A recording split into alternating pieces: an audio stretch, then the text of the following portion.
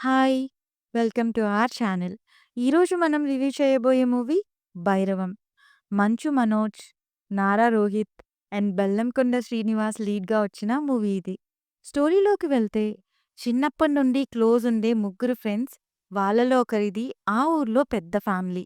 ఇదిలా ఉండగా ఆ ఏరియా మినిస్టర్ ఆ ఊర్లోని ఒక టెంపుల్ ల్యాండ్‌ని సొంతం చేసుకోవాలి అనుకుంటాడు.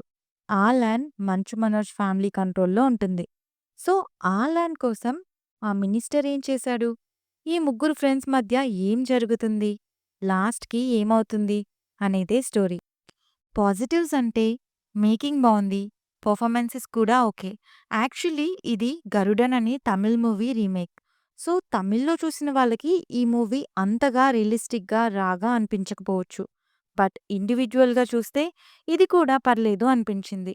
ఇక నెగెటివ్స్ అంటే మంచు మనోజ్ గారు పెర్ఫార్మన్స్, ఆయన మంచి యాక్టర్.